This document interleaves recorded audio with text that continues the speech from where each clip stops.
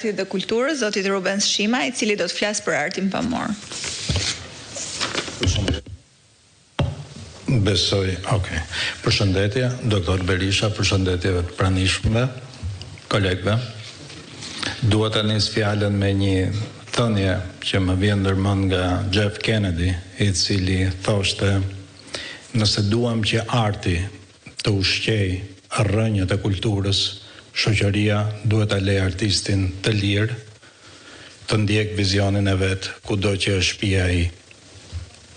Dhe këto vitet e fundit marrëdhënia me lirin në këtë vend ka qenë problematike dhe është përkeqësuar. Në rast se I hedhim një vështrim skenës së artit pamor këtë dekadë në fundit, ajo shfaqet në gjendje të mjerueshme me institucione thuajse të braktisura, të mbyllura, Galeria Kombëtare, zyrtarisht e mbyllur në 2021, por para mbylljes zyrtare kishte edhe një 4 vjeçar që nuk piptinte as miza në atë institucion. Lë pastaj të flasësh për ndonjë produkt artistik. Muzeu Historik Kombëtar mbyllur gjithashtu. E vetmja strategji me sa duket që funksionoi këtë dekadë ishte krijimi I një rrjeti kinse qendrash arti apo OJF-sh të hapura nga njerëz pranë pushtetit ose nga vetë pushteti me qëllimin e vetëm për të përdorur artin, për të kontrolluar artin dhe siç ishte edhe rasti më I fundit për të pastruar para. Miliona euro taksa publike ju vodhën këtij vendi përmes këtij rrjeti. Lulëzoi kështu në këtë kohë të shkurtër, siç gazetarja Demo e përmendte në një shkrim të saj, një shtet paralel në art dhe kulturë, I cili qëllimisht varfroi dhe la në mjerim institucionet publike për të glabruar këto para. Ajo që Partia Demokratike duhet bëjë, ajo që Partia Demokratike e ka vendosur në këtë platformë arti dhe kulture, është rikthimi I dinjitetit të nëpërkëmbur të këtyre institucioneve, përmes dyfishimit të fondeve, fuqizimit të rolit të tyre si të vetmet institucione mbrojtëse dhe promovuese të vlerave më të mira. Partia Demokratike asnjëherë nuk duhet dhe asnjëherë nuk e ka bërë që të përdor, kontrolloj apo censuroj artin për agjendat e saj politike apo grupe të interesit të lidhura me të. Ky duhet të jetë fanari kryesor I Partisë Demokratike në këtë platformë. Partia Demokratike duhet ta çliroj skenën e artit pamor nga organizimi OJF-ve, të cilat, siç e përmenda, kishin për qëllim kontrollin dhe përdorjen e artit. E vetmja gjuhë që flet arti është liria, dhe Partia Demokratike duhet ta kthejë këtë liri përmes eliminimit të çdo forme kontrolli apo censure.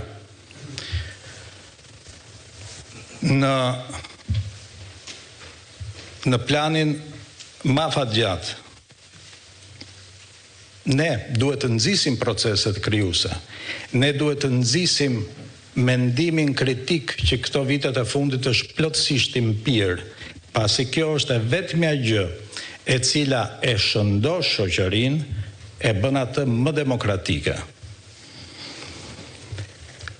Nuk mund të ketë kushtëzime në art, pasi arti është I lirë, thoshte një ndër mendjet më të bukura të shekullit 20, piktori rus Vasilij Kandinsky. Dhe ne duhet garantojmë që nuk do të ketë asnjë lloj kushtëzimi për proceset krijuese.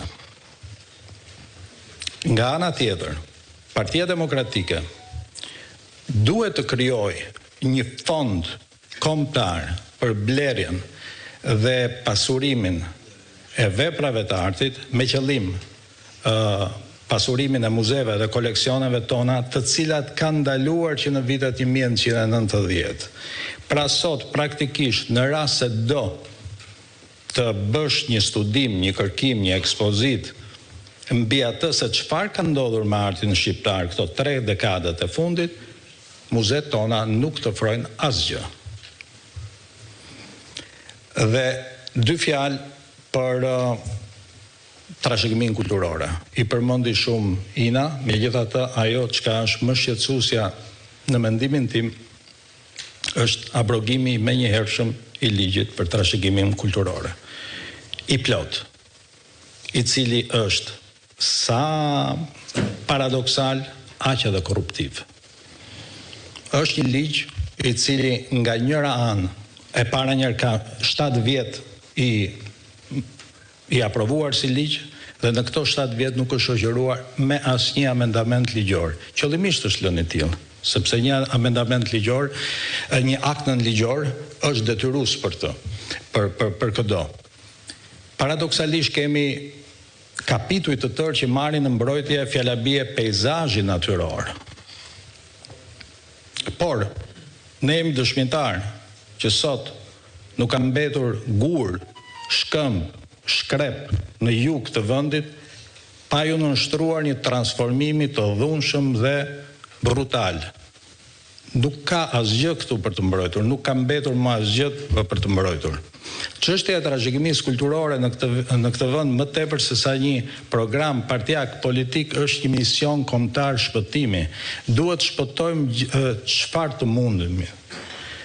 Dhe për këtë kemi nevojë për një ligj drakonian i cili merr në mbrojtje gjithçka që i takon identitetit, vlerës arkitektonike, artistike, kulturore të këtij vendi.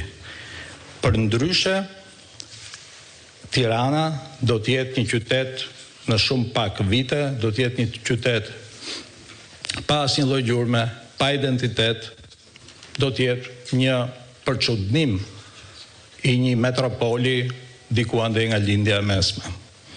Ju faleminderit. Faleminderit Rubens, faleminderit gjithë panelistëve.